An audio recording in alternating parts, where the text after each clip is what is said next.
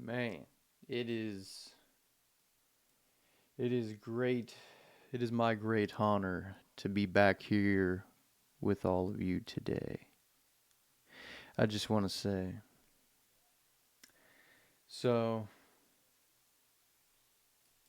yeah, without further ado, we're going to get into some real psychological, real important stuff that's been on my mind and that should be on your mind as well. But first and foremost, I'm going to start with this video.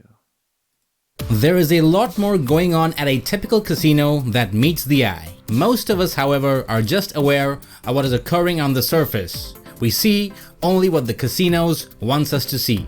The casino nearly always wins for a reason. Here are 11 psychological techniques used on players by casinos you probably didn't know.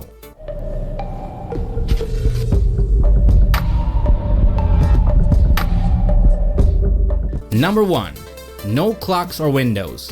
If you don't wear a watch to a casino or leave your phone at home... We already knew that though. That was like the main thing. No clocks or windows.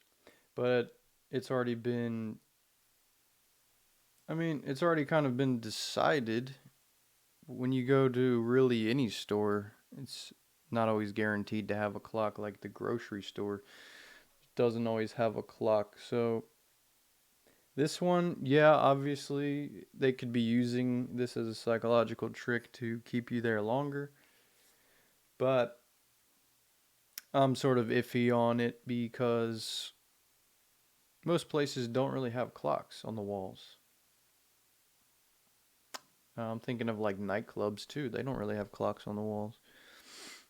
Windows, that might be a valid point. Then you can't see what's going on outside. You don't know the time of day that it is. So yeah, I can see that being a psychological trick there. Good luck figuring out what time it is. In a casino, time has no significance. There is no clock and no windows or skylights to assist you discern whether it is light or dark outside. Casinos are purposefully constructed to seem the same no matter what time it is. The environment remains constant whether it's 3 a.m. or 3 p.m. Casinos keep their interiors lit just the same both day and night and often feature decor that tricks you into feeling like it's an appropriate hour to be awake, such as brightly colored carpets and even ceilings painted to look like the daytime sky. When you are at the casino, your internal sense of time goes out the window. All that exists is the moment, which lasts until you depart. Players who are unaware of the time are in no hurry to stop playing. The people managing the establishment want you to lose track of time, paying no attention to the hours you've spent or the time of day or night, so you will just keep trying your luck. If you want to know the time, trust your own watch or phone. Remember, if you have won money, that means it might be time to call it a day. Yeah. Even a modest win is better than trying to hit it big and slowly draining your financial resources in the process. Number 2. Crazy carpets. Most casino patrons will agree that these businesses have the most opulent carpets.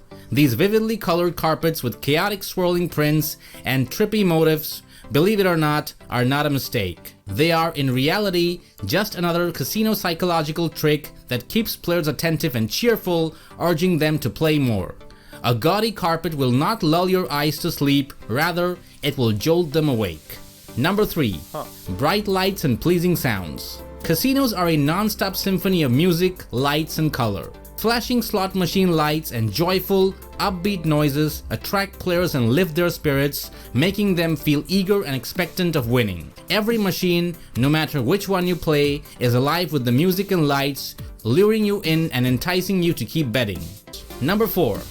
The casino floor is built like a labyrinth. Casinos are intentionally designed to be a maze. There are no straight aisles leading to exits or clear pathways from one section of the playing floor to the next. Instead, curving paths and strategically placed gaming sections are intended to catch your attention as you wander through, convincing you to stop and try a round of roulette or throw a few dollars into a poker machine when you were originally on your way to the restroom or even out the exit. Number 5. Services are strategically located within a casino. Restrooms, cashiers, and eateries are often located deep within the structure. You won't have any problem locating them, but they're purposefully placed deep within the casino so that after you're through with these services, you'll be forced to go past a sea of eye-catching gaming entertainment on your lengthy trek to the exit. This is the casino's last-ditch effort to entice the consumer to make the last-minute impulsive wager. Number 6. They make you play with chips instead of real money. When you double down on the blackjack table or go all in during a Texas Hold'em game, you're playing with real money. Only, it doesn't feel that way because you changed your cash into colorful little discs representing actual currency. It's much easier to bet big with chips than actual money, and the losses don't sting as much either. Many casinos also let you load money onto a cart that can be used in digital games, providing yet another way to dissociate your gambling from spending real money. The only way to get your winnings or your cash back is to visit the cashier. Casinos make it easy for you to play, but not easy for you to walk away. Number 7. Damn. Near wins keep you spinning for the jackpot. Casinos would lose clients if a machine or table never handed out the rare, tiny victory to players. To keep customers pleased, casinos trick players into believing they have a chance of winning large by having the machines tease them with the near victories and placate them with little rewards. Players will continue to deposit money into the casino, believing that they're on the verge of a massive jackpot. In other words, while you may need 3 cherries to win the jackpot, spinning 2 cherries over and over won't get you closer, even if the casinos convince you differently. But whenever someone hits the rare big win on a machine, bright lights flash and sounds blare, and when someone rakes in cash on the tables, cheers arise. These celebrations create a false sense of possibility that keep other players bleeding chips, even though someone else's win does nothing to increase the chances you will do the same. Number 8. A sense of control. Some casino games are designed to give the players a sense of control. Craps, for example, allow you to roll the dice, and Keno allows you to choose your numbers, while Blackjack and other card games allow you to determine what move you will make once the cards are given. This illusion of control might lead some players to believe they have a better chance of winning, leading them to play for longer periods of time. Number 9. Free alcohol. When it comes to casinos, heavy drinking is the finest thing that can happen. Because alcohol reduces inhibitions and distorts judgment, it is given continuously directly to the players seated at the card tables, slot machines, or in front of the horse racing screens. Aside from the little tips that each quality customer leaves for the waiter or waitress, the booze is often free. Free booze is arguably the dirtiest tactic used by casinos to encourage players to spend more. Number 10. They offer loyalty programs. It really is. Casinos, like free beverages, are also known to give away various freebies to devoted players, particularly high rollers who are their most significant players. Free incentives for participants may include free hotel rooms, lavish suites, meals, theater tickets, and other rewards. All of the bonuses that the casino provides for free to players make them feel significant, both low and high rollers. They believe they have won something even though they have lost, which increases the likelihood that they will return. The reality Fucking neighbor outside is banging a fucking hammer. is that whatever casinos give away in perks, they make back almost 100 times more from the same people who got the comps. Number 11. Oxygen. One of the more unusual methods is that casinos allegedly employ increased quantities of oxygen in their businesses to keep players awake. Pumping in more oxygen from pressure tanks allows gamblers to feel refreshed and alert, allowing them to play for longer periods of time without tiring. However, many experts say that this is a myth and casinos do not do this. This would violate all casino fire insurance policies, and if a fire were to break out, the investigation would lead to a public relations nightmare. There also have been speculation that Yeah, I do think that's a myth, but I wonder where that came from. That's a crazy thought, like, these motherfuckers. They're literally just banging on shit. They're not even doing anything. some casinos may emit pheromones that boost feelings of comfort and happiness, making the setting even more tempting and addicting. Number 12. They switch out dealers during hot streaks. Ever notice that just as people are starting to win at the table, it's time for the dealer to go on a break? Some surmise this may be tactical, since with the intro of a new dealer comes the burning of a card. While most players dismiss burned cards as irrelevant, others believe taking that card out of play can change the flow of the whole deck, ending a hot streak. Yeah. The best way to avoid falling victim to these tricks is to simply recognize them and remind yourself that things aren't always what they seem. Casinos play on your emotions, so staying even-keeled is crucial. As a basic guide for dealing with the casino's psychological tactics, keep a close eye on your bankroll, take frequent breaks, and remind yourself that it's okay to walk away. This video is powered by Bluff the Spot, the best place to learn how to win at poker from actual high-stake coaches like MMA Sherdog. Check the link in the description. It's okay to walk away. I feel like this video will probably just tell me the same shit, but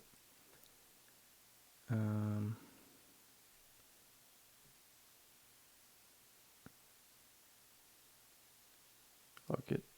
If you've ever thought of going to a casino and winning enough money to retire to a tropical island, where you'd have someone attractive stand over you and gently wave palm fronds to cool your body while you lie on a beach chair and sip a fancy cocktail with the azure-hued surf gently crashing into the white sandy beach. Sorry to burst your bubble. Chances are that's not gonna happen. Pure and simple, casinos are designed to strip you of your money. Yes, they want you to have a fun time so you'll visit again, but not too fun of a time that you go home with a lot of prize money. Let's look at some of the things casinos do to get you to stay, hang out, and lose your hard-earned dough. From the moment you walk in, the tricks have started. Casinos are a sensory overload. Bright colors, flashing lights on electronic gaming machines, and music stimulate your senses and invite excitement and a want to participate. However, if you keep looking around, perhaps you notice something odd. There are no windows. In fact, minus the entrance to the casino. Shit, and this video is boring as fuck. It's like a 1-minute introduction, bro. Just get to the fucking point. You know I know why I clicked on the videos, because I want to know how casinos trick my brain. In today's video, we're going to tell you each and every way on how a casino can trick your brain. Now, I know what you're thinking. You think you're going to win all this money when you go to casinos, but really, you're the fucking idiot. Hours later, you walk out of the casino. So you walk into a casino. You kind of know you aren't going to hit a big jackpot, but there's a chance. Maybe, just maybe, you might get a teeny tiny piece of that big pile of gold, right? Right? But then, hours later, you walk out of the casino with less money in your pocket, wondering why you bothered going in the first place, but knowing that you'll still be back again, and again, and again. Sound familiar? It's by design. In addition to most games having a house edge, casinos are designed purposefully to keep you gambling for longer and betting more. It's really, really hard for you not to fall for it. For example, why do all casinos have the most crazy carpets? Do you think the designer just had a bad day or they went too far for an ugly sweater holiday event? Well, no. Ugly casino carpets are deliberate, and there's a science behind it too. David Schwartz, director of the Center for Gaming Research at the University of Nevada, says casino carpet is known as an exercise in deliberate bad taste that somehow encourages people to gamble.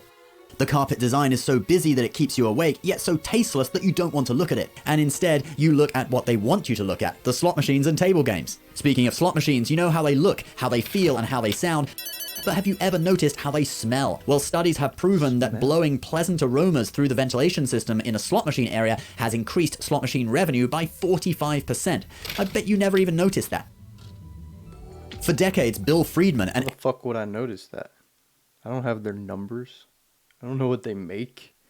Ex-gambling addict turned casino design consultant, was the go-to man for all casinos in Las Vegas when they wanted to psychologically trick their customers into gambling longer and betting more. Fremont. He wrote the book on psychological casino design. No, that's not just a figure of speech. He actually did write a book on it. It's called Designing Casinos to Dominate the Competition. Holy shit. Friedman's strategies included removing all clocks so you lose track of time, designing the casino floor like a maze so when you inevitably get lost, you keep encountering new opportunities to lose money, and limiting decoration so that the gambling machines become the main focus. Ever wonder why almost every hotel in Las Vegas makes you walk through their maze-like casino to get to your room, even if you're just there for a family vacation with the kids? though. Yeah, that's because of Friedman. He argued that gambling equipment should be within 10 feet of the hotel entrance. This also lets your 5-year-old know that even though they can't gamble Dude, I now, stayed at the New York in Vegas. First of all, the place is fucking huge. It's massive. And I got lost in there so many times. But the most fucking crazy part was when we were checking in and I looked around. We're in the lobby of the hotel. But it just turns out the lobby is the casino. So while you're standing in line waiting to get your room key and get all set up, the casino is right there. Just you're in it.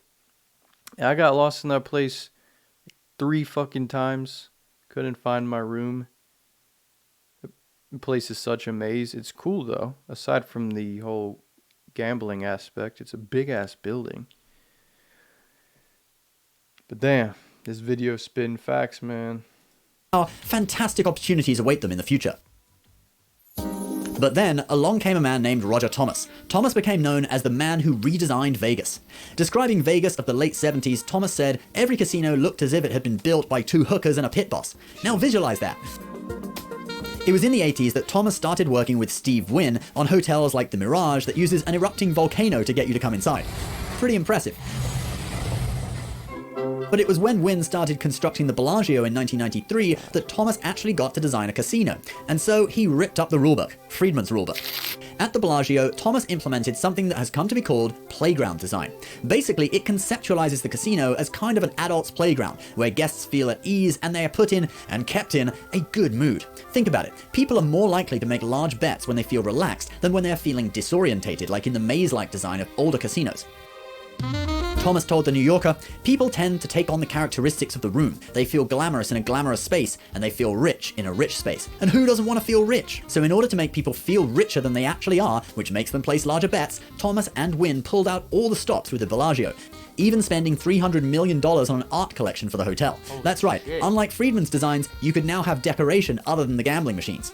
The Bellagio had incredible fountains as a centerpiece outside, windows and art in the lobby, and a beautiful casino with no maze design. It made you feel like $1 million, except for one thing, it still had that tasteless carpet. The hotel cost $1.6 billion in total, but the gamble, pun intended, paid off. By 2001, the Bellagio was the most profitable casino in Las Vegas, bringing in $93.5 million in profit in just 1 quarter that year. Steve Wynn would later sell the Bellagio and his other properties for $6.4 billion and go on to have Thomas design the Wynn Hotel and Casino for him, which is now probably the most luxurious in Las Vegas, receiving more 5-star ratings from the Forbes Travel Guide than any hotel in the world. There are only 4 5-star spas in Las Vegas, and 2 of them are at the Wynn. There's only 1 golf course on the Las Vegas Strip, and guess what? It's at the Wynn. And the casino, of course, matches this with new levels of opulence. It has features like chandeliers directly above the gaming tables, which normally wouldn't be possible due to interfering with the security cameras, but Thomas found a way. And the casino was a huge success. It made people feel rich, bet big, and it brought in huge profits for the company. So to recap,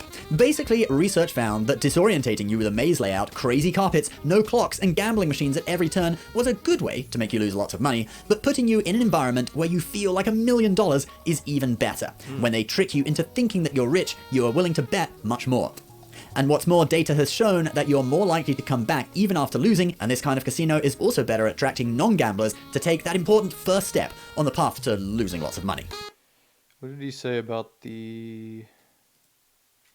Thomas designed the Wynn Hotel and Casino for him, which is now probably the most luxurious in Las Vegas, receiving more 5-star ratings from the Forbes Travel Guide than any hotel in the world. There are only 4 5-star spas in Las Vegas, and 2 of them are at the Wynn. There's only 1 golf course on the Las Vegas Strip, and guess what? It's at the... That's a nice ass golf course, brother.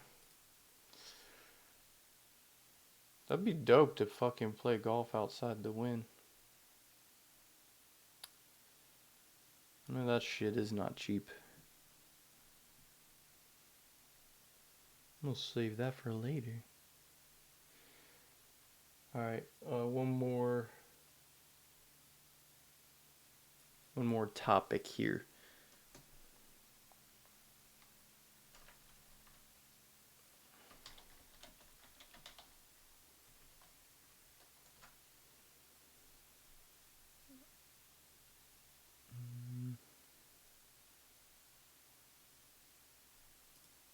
Color psychology. Yeah, this isn't kindergarten anymore.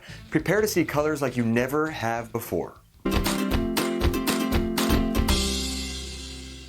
Hello world, I'm Mike Ploger here with Visme, the visual communication. I'm hoping this isn't the only good video. What's the black man have to tell me? Nope.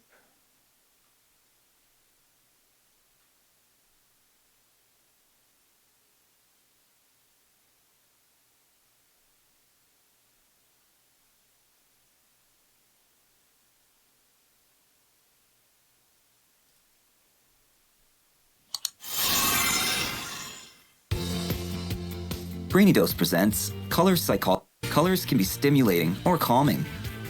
When it comes to colors, their effects can vary based on whether they are considered warm or cool. These terms are often used in art classes, but they offer unique insight into how color can affect a person. Of course, these statements can vary between different colors, but for the most part, there are some things in common. Warm colors are brighter, like yellow, orange, or red. These colors can encourage stimulation, but are sufficient in small or limited amounts. Seeing too much of a warm color can become irritating or annoying. If you ever find yourself feeling tired, exhausted, or as if you're missing a sort of spark in life, a reasonable insertion of warm colors may be the key to subconsciously brighten up your mood. When it comes to cool colors, they tend to be more popular when someone is looking for a peaceful and calming effect in their everyday life. Shades of blue and green are considered to be most restful, calming, or relaxing. The color blue represents the sky and sea, and these are the elements that naturally make us calm. This makes it ideal for places where you may want to meditate, rest, or rid yourself from the stressful events you have encountered throughout your day. Blue is a very powerful color that helps encourage relaxation, making it a very good choice for bedrooms. The color green has similar properties, as it symbolizes nature and serenity. There's even some science behind green's calming effect. Research has been able to show that there is less effort needed to see the color green, thus the muscles in the eyes don't have to work as hard. Purple, on the other hand, is a cool color that is most widely used to encourage creative energy and charge. It's a mixture of red and blue, which gives it sparks of relaxation and peace, but also encouragement and potential stimulation. Number 2, color can mean different things. It's literally impossible to narrow one color down to a solid meaning, and the reason for this is mainly cultural. Most colors have multiple symbolic or cultural meanings, even if you choose to ignore the fact that certain colors will influence certain emotions or memories. Take the color black as an example. When people think about the color black, they often think of mystery, death, evil, or emptiness. But the color black can also be interpreted to represent elegance or formality, such as a nice tuxedo or a sleek dress. None of these things are wrong. In fact, they are just some of the different things that the color itself can symbolize. Take red as another example. Some people think of the color red as representing power, aggression, strength, or danger. But other individuals may look at the color red and immediately think of love, lust, passion, and desire, or even roses. It would be easy to argue that the two different meanings are on opposite sides of the symbolic spectrum. However, in many Western cultures, the color red represents all of these things. This makes interpreting how color affects mood somewhat challenging, because what people see in the same color can be drastically different things. Number 3, colors can determine buying choices.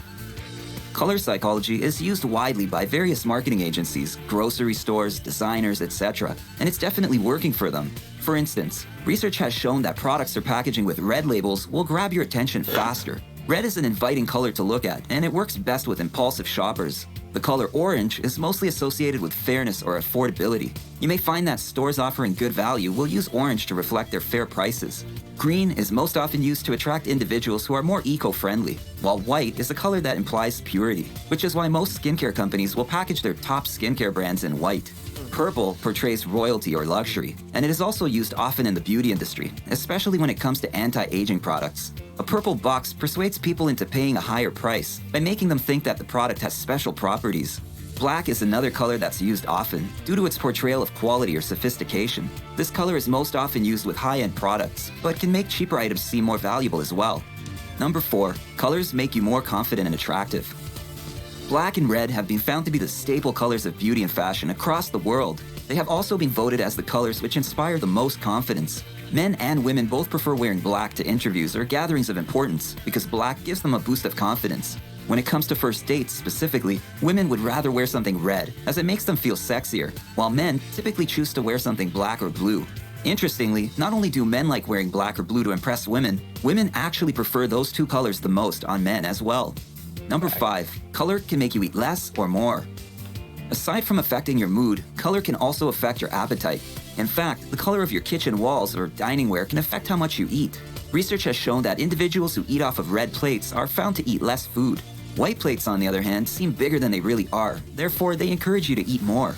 The colors yellow and orange are also thought to influence appetite by increasing your hunger, so if you're looking to lose a few extra pounds, consider changing up the scenery in your kitchen. Number 6. Colors can match with scent. It's possible for certain colors to match scents, but only in a limited or personal way. This is strange to think about as they play on various senses, since we can't see scent or smell color. However, there are many colors and scents that blend well together. One great example of how this works is the color green. Maybe you love the scent of pine. If you want to enhance your experience with that scent, you could do essential oil aromatherapy in a room painted green. Of course, the way these combinations enhance mood will vary from person to person, but it's certainly worth a try. Number 7. Colors can encourage feelings of happiness. Certain colors tend to naturally encourage happiness more often than not. These are not strict rules when it comes to the effects of color though, so think of them more like guidelines. With that said, when it comes to colors that can naturally encourage happiness, blue is actually at the top of the list. There is no other color that seems to get such universal love across gender and cultural lines, so it shouldn't be surprising that blue is a potentially happy color. Green has been found to be the second favorite color among men, and the third among women. Yellow is another color that encourages happiness. Hence, the easy association with yellow is the classic smiley face. However, this color is best used in small amounts, as large amounts of yellow can be too bright. The most peculiar choice of color for representing happy feelings is purple. Purple is actually the second most favorite color among women, and is found to be a strong competitor when encouraging happiness. When it comes to men, however, purple is the second most hated color. Therefore, there seems to be a gender-biased reaction to certain colors in many cases. Now, going with a favorite color isn't necessarily a bad idea, but keep in mind that many colors can be stimulating in nature. And just because someone has a favorite color, it doesn't mean that the color has the ability to calm them or encourage positive feelings. For instance, many people love the color black, but do not find it to be inspiring or relaxing in any way. Number 8. Colors can incite unhappiness. Just as there are colors that can encourage calmness or happiness in a person, there are colors that do the exact opposite. While having a favorite color does not necessarily mean that color will always play a role in helping you feel better, the opposite may actually be true when it comes to colors you don't like and their effect on your mood. If you dislike a certain color, chances are that it will do very little to make you happy. In fact, it can easily make you unhappy. Nevertheless, when it comes to hated colors, there are two that seem to stick out the most. Brown is the least popular color among men, and the second least favorite among women. Interestingly, brown happens to represent laziness, filth, or ugliness. Dang. It may seem bland and outdated, so it's no surprise that brown doesn't seem to register with either gender as a favorite. While the color orange represents extravagance and uniqueness, yeah, it dude. is the second most hated. Women literally don't like brown, I swear. I used to wear these brown pants that I thought were okay. They're like khaki, but a little darker. And every time I wore them, there would always be some chick that would just like stare at them and be like, "Are those brown pants?" It just does something to their fucking brain. That's insane. I'm not wearing brown anymore. I'm not wearing brown anymore if I'm trying to, I'm trying to talk to women. Color. It's the least popular color among women, and is tied with purple as the second least favorite among men. Although there may be individuals from each gender who prefer one over the other, brown and orange are very clearly the least popular colors of the color spectrum. All in all, colors really do color our lives, whether by impacting what we're subconsciously drawn to, how we express ourselves individually, or how they affect our moods. Since everybody is different, not everyone will react to colors the same way, because colors influence each of us individually on different levels. In addition, there are various general social or cultural influences on how color affects us. Nevertheless, you can use this video as a starting point to help you determine how to use colors to your advantage in everyday situations. What do you think? What's your favorite color and why? Let us know in the... What's your favorite color and why?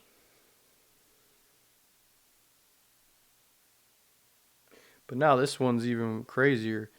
This thing on the right here, brown equals reliable. Blue, I don't know, what's this going to tell us? Probably The colors you wear. Probably some conflicting ideas here. Let's start with everybody's favorite color, blue. That is a fact, by the way. It actually is chosen as people's favorite color the most often. Blue represents stability, wisdom, and trustworthiness. It is often associated with intelligence I think that's my favorite color. and loyalty. So it can be a great color to wear when you want to be seen as an expert on your subject. For example, if you're giving a presentation or doing a job interview. It can also be a good choice for a first date because you'll be perceived as more reliable and trustworthy. A lot of our perception of colors is related to how we see it in nature. So think about where you see the color blue in nature. A bright blue sky, a deep blue sea. It is most present in vast, peaceful elements. So there's that component of mindfulness and peace in the color blue, which can enhance your creativity. But on the downside, it can also be seen as cold or unfriendly by people who gravitate more towards warmer colors. Red. Red is the power color. It signifies passion, love, and strength. Have you ever heard of the expression power tie? In the business world, this refers to a solid red tie. Politicians, for example, often choose to wear a red tie to evoke a feeling of authority. Also, fun fact, it is actually the first color perceived by the human eye when you're still a newborn baby. It is a highly energetic color and is considered to be a physical stimulant. It stimulates our senses of smell, taste, and our adrenal gland, which makes us more prone to take action and gives us more energy. In fact, scientists from Plymouth and Durham University analyzed the winning history of 68 top English teams from 1946 to 2013, and they found that regardless of experience, the teams who wore red win more than they lose. It is definitely an attention-grabbing color. Wearing red shows that you're bold, confident, and are comfortable being the center of attention. It can be a powerful choice of color for a first date, but the downside is that it can be perceived as quite aggressive. Yellow, the happiest color of them all. Yellow is the bright, cheerful younger sibling in the color spectrum. It represents happiness, creativity, and positivity. It is a youthful color that is often associated with energy and curiosity. Interesting fact, it is often used in Buddhism where it holds a different meaning. It is a symbol of humility and separation from a materialistic society. Wearing yellow can make others perceive you as energetic, creative, and curious, and it can make you feel more joyful and optimistic. On the downside though, you can also be seen as not so serious, so you want to be careful with where and when you wear yellow. Green. Green is known to be the most calming color. It represents growth, balance, and health. Whenever you see a lot of green in nature, trees, plants, greenery, it is a good sign of health and an abundance of resources, which is why we often associate it with prosperity. It also gives a feeling of eco-friendliness, which is why companies who want to communicate sustainability often use green in their branding. Unfortunately, that doesn't always mean that they actually are eco-friendly. Wearing green can make you feel more grounded, optimistic, and less stressed, but the wrong shade of green for your skin tone can look unflattering, so you want to make sure that you pick a green that suits you. Let's get into some of the secondary colors now. Orange is the mix of red and yellow. It is an interesting color that holds the passion of red and the positivity of yellow. Orange represents enthusiasm, warmth, and playfulness. Wearing orange can make you feel more cheerful and confident. So when it comes to fashion, it is also not the easiest color to pull off, so wear it at your own risk. Purple. Purple has many connotations and meanings. In the past, it was associated with royalty and luxury because the dye for the color purple was expensive and hard to come across, so only wealthy people could afford it. And to this day, that connotation still holds, as many luxury brands still use purple to evoke luxury. For example, Ralph Lauren named its most luxurious clothing range Ralph Lauren Purple Label. Purple also represents mystery, creativity, and spirituality. Wearing purple can make you feel more imaginative, help you think outside the box, and you will be perceived as more intriguing. But on the downside, too much purple can convey arrogance or quirkiness, sometimes not in a good way. But what about purple's younger sister, pink? Or shall I say brother? Today, pink is a color that represents compassion, love, and femininity. However, in the early 20th century, it was actually considered to be a stronger color reserved for boys. Different shades of pink signify different things as well. The lighter, pale shades of pink are perceived as soft, tender, and relaxing, while bolder, saturated shades of pink are perceived as energetic and vibrant. Wearing the color pink can make you feel more nurturing and empathetic. So if you're in a soft, tender mood, it can be a great color to wear. However, if you're about to do something highly competitive, like a sport that requires you to be at your peak physical performance, it might not be the best choice of color. Black. When it comes to fashion, many people love wearing black, myself included. It is a color that represents sophistication, elegance, and power. Plus, it has the benefit of making you appear slimmer. It is a very classy, elegant color, and also an emotionally safe color. You're not really putting out too much of yourself out there when wearing black, which is why many of us introverts feel good when wearing it. Also, as universal of a color as black is, it can actually come across many different ways depending on how you style it. For example, you could be perceived as bold and authoritative, serious and strong, classic and practical, edgy and rebellious, or gothic and morose. Wearing black can make you feel more powerful, confident, and professional. But on the downside, constant exposure to the color black can negatively impact your mood. So maybe consider breaking up your black outfits with some lighter colors like white. See what I did there? Smooth transition into white. Let's dive into it. White suggests that you're very careful with ketchup. Let's try that again. White represents purity, simplicity, and cleanliness, which is why minimalists love wearing it. In nature, you can see white show up in clouds and the snow, both of which evoke a feeling of cleanliness and freshness. Wearing white will make you be seen as professional, elegant, and clean, like you've got your life together. It is often associated with new beginnings, so it is a good Bro, is that a statue in or a real cloud, person? elegant, What the fuck is that? and clean. What the fuck is that thing in the middle? Bro, is that a real fucking person? What the fuck is that? clean, like you've got your life together. It is often associated with new beginnings, so it is a good color to wear when you're starting something new and you just want a clean slate, a fresh start, and you're ready to get your life in order. Wearing white will also give you a feeling of peace, calm, and optimism. Brown. Brown is linked to the earth. It represents stability, comfort, and reliability. It's a very friendly, approachable color that will make people perceive you as warm, hardworking, and dependable. It is a good color to wear when you're doing something that makes you feel slightly nervous, like an important work presentation. On the downside though, it is a more mature color that can be seen as not very fun, or at worst, even boring. So it's good to pair with other colors to balance that effect. For example, a color combo with black can bring that sharp, sophisticatedness to your look. Or blue naturally looks good with brown, as it is a contrasting color on the color wheel, and opposites attract. Green is also a natural fit with brown, leaning more towards that earthy color palette for a cohesive look. But let's talk about this softer version and natural fit be wearing. Look at that. Look, he loves that brown and green. with brown, leaning more towards that earthy color palette for a cohesive look. But let's talk about this softer version of brown, its wiser, younger brother, beige. Beige represents warmth, neutrality, and calmness. It can be a very elegant, classy color when styled properly, and it can give off that old money vibe that is so popular in culture nowadays. Wearing beige can also make you feel more relaxed and grounded. It is a very non-threatening, neutral color, so it's a great anchor to an outfit comprised of multiple colors, and it works especially well on trousers and on coats.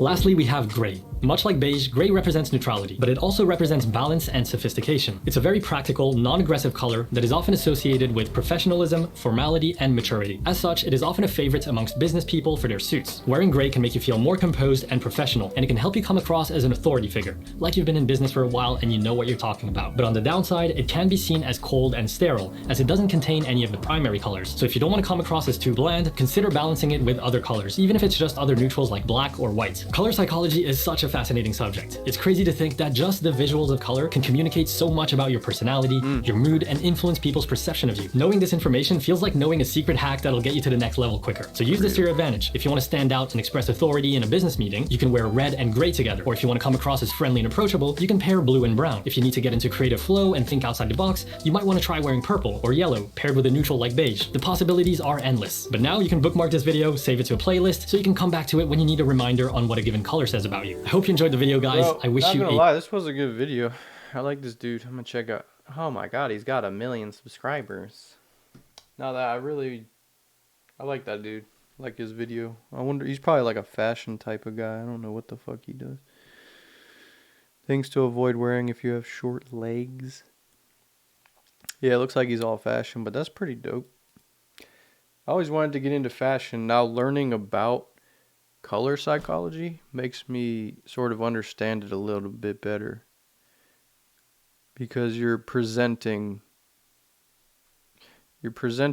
yourself or some image of yourself to other people, and